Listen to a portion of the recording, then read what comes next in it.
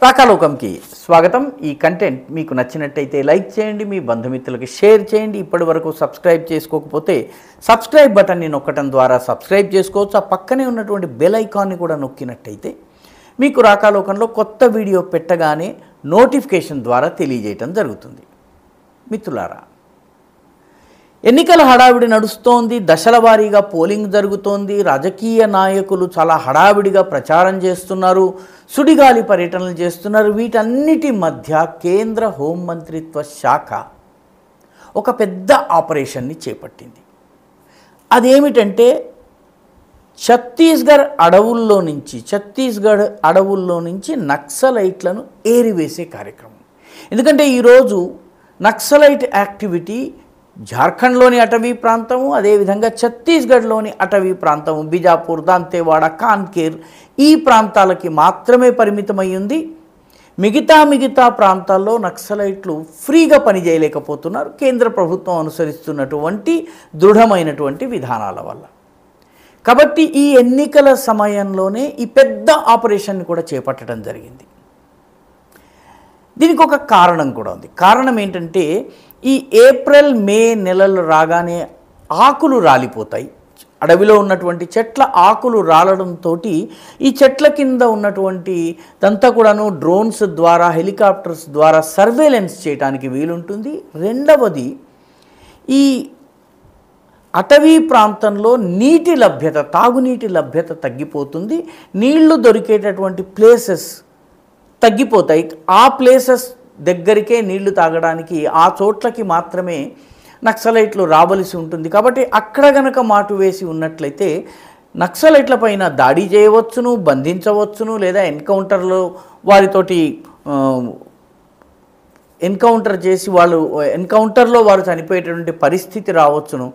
లేదా నక్సలైట్లు తమ చిన్న కంచుకోటలు ఏవైతే ఉన్నాయో వాటికి పరిమితం అయిపోయి ఉండడం జరుగుతుంది. మొత్తం మీద వాళ్ళ యాక్టివిటీస్ని, చిన్న కార్యక్రమాల సమాచారం కూడా తెలుసుకుని పటిష్టమైన ఇంటెలిజెన్స్ వ్యవస్థతోటి వాళ్ళ మీద దాడులు చేయవచ్చును. గత 3 నెలల్లో 4 పెద్ద ఎన్కౌంటర్స్ జరిగినాయి. చిన్న చితక అనేక ఎన్కౌంటర్స్ జరిగినాయి. ఈ 4 ఎన్కౌంటర్స్లో కూడాను పెద్ద సంఖ్యలో నక్సలైట్లు చనిపోయారు. చాలామంది కీలక నాయకులు చనిపోయారు. ఉదాహరణకి ఈ అబూజ్ మాడ్ అనేటటువంటి ప్రాంతము, ఈ దంతేవాడ, బస్తర్, జగదల్పూర్, అదేవిధంగా ఆ ప్రాంతము కాన్కేర్, ఈ ప్రాంతంలో ఉండేటటువంటి ఈ అటవీ ప్రాంతాన్ని అబూజ్ మాడ్ అంటారు. అబూజ్ అంటే అర్థం కానటువంటి, మాడ్ అంటే అడవి. అబూజ్ మాడ్ అంటే ఈ అడవి ఎలా ఉంటుంది, దాని స్వభావాలు, ఎంత దట్టమైనటువంటి అడవి అంటే బయట వాళ్ళకి దీని గురించి ఏమీ తెలియదు. ఈ అబూజ్ మాడ్ ప్రాంతంలోనే ఈ ఎన్కౌంటర్స్ అన్నీ జరిగినాయి. మార్చి 27న బిజాపూర్లో ఉన్నటువంటి బాసాగూడలో ఎన్కౌంటర్ జరిగింది. ఎన్కౌంటర్లో 6 నక్సలైట్లు చనిపోయారు. సరిగ్గా వారం కూడా తిరగకుండానే ఏప్రిల్ 2వ తారీఖున ఈ బిజాపూర్ జిల్లాలో ఉన్నటువంటి లెండా ఫారెస్ట్స్లో మరొక 2వ పెద్ద ఎన్కౌంటర్ జరిగింది. దీనిలో 13 నక్సలైట్లు చనిపోయారు. ఒకే సమయంలో నక్సలైట్లని అన్ని వైపుల నుంచి చుట్టుముట్టి వాళ్లకు మిగతా సహాయము బయట నుంచి అందకుండా చేసి ఎన్కౌంటర్ చేయటం జరిగింది. ఈ ఎన్కౌంటర్లో దాదాపు 13 నక్సలైట్ల శవాలు లభ్యమయ్యాయి. మరికొందరు శవాలని వాళ్ళు నక్సలైట్లు తీసుకుని వెళ్ళిపోయి కూడా ఉండవచ్చునని భావిస్తున్నారు. కాబట్టి ఇది ఒక పెద్ద ఎన్కౌంటర్. ఇది జరిగినటువంటి సరిగ్గా 10 రోజులకి, అంటే ఏప్రిల్ 16వ తారీఖున కాన్కేర్ ప్రాంతంలో, కాన్కేర్ జిల్లా, ఇక్కడ నిజానికి నక్సలైట్లకు వ్యతిరేకంగా పోరాడేటటువంటి పోలీసులకు ప్రత్యేకమైనటువంటి ట్రైనింగ్ ఇచ్చేటటువంటి ఇన్స్టిట్యూషన్ ఉంటుంది. ఈ కాన్కేర్ ప్రాంతంలో ఎన్కౌంటర్ జరిగింది. 25 మంది నక్సలైట్లు చనిపోయారు. చాలా పెద్ద దెబ్బ ఇది నక్సలైట్లకి. ఎందుకంటే ఒకటి, రిక్రూట్మెంట్ తగ్గుతోంది. రెండవది, వాళ్ళ ఏరియాస్ ఆఫ్ ఆపరేషన్స్ లిమిట్ అయిపోతున్నాయి.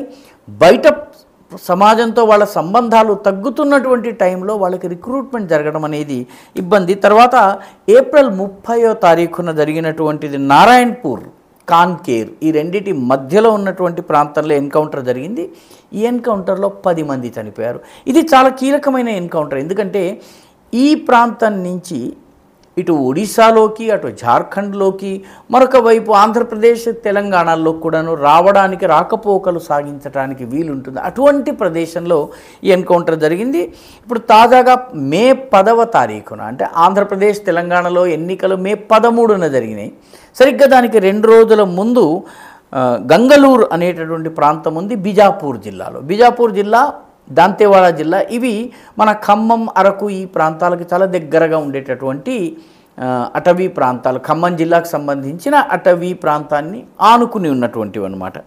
ఈ ప్రాంతంలో జరిగినటువంటి 11 గంటల పాటు కొనసాగిన ఎన్కౌంటర్లో ఇప్పటి వరకు 12 మంది నక్సలైట్ల మృతదేహాలు లభ్యమయ్యాయి.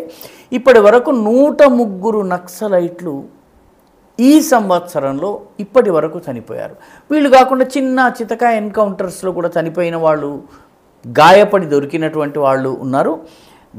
2019లో మొత్తం సంవత్సరంలో జరిగిన ఎన్కౌంటర్స్లో 65 మంది మాత్రమే నక్సలైట్లు దొరికితే, ఈసారి మే 10వ తారీఖు లోపున 103 నక్సలైట్లు హతమయ్యారు. అంటే దీని అర్థం ఏంటంటే, మన ప్రభుత్వము తీసుకుంటున్నటువంటి, కేంద్ర ప్రభుత్వము ముఖ్యంగా నక్సలైట్లను అణిచివేసే దిశగా తీసుకుంటున్నటువంటి చర్యలు ఫలితాన్ని ఇస్తున్నాయి.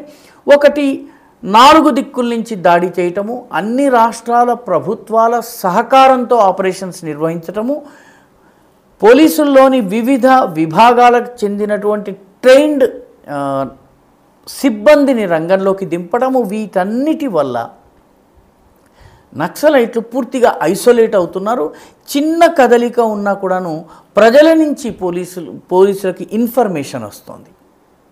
దీనివల్ల కూడాను, అంటే చాలా చోట్ల కొన్ని వందల కొద్ది సెల్ ఫోన్ టవర్లను, అదేవిధంగా రోడ్డు మార్గాలను నిర్మాణం చేయటం జరిగింది. వీటన్నిటి వల్ల ఇప్పుడు సమాచారము పంపడము, తెలియజేయటం అనేది చాలా సులువుగా జరుగుతుంది.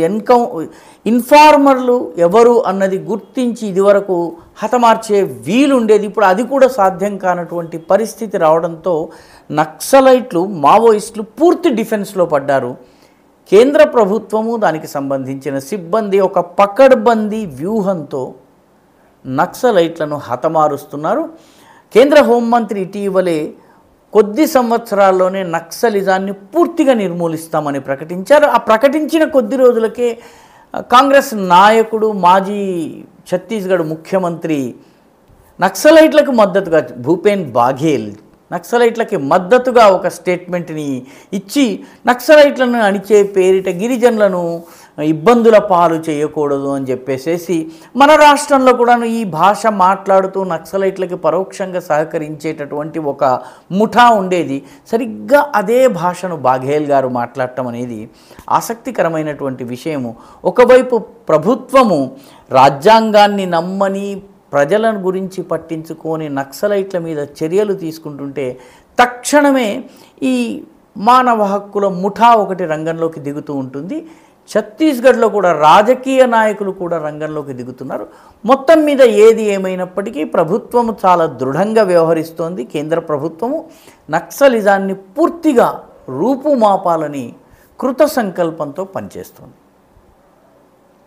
ఈ వీడియో మీకు నచ్చినట్టయితే లైక్ చేయండి, షేర్ చేయండి, మీ అభిప్రాయాల్ని కమెంట్ రూపంలో తప్పనిసరిగా పంపించండి.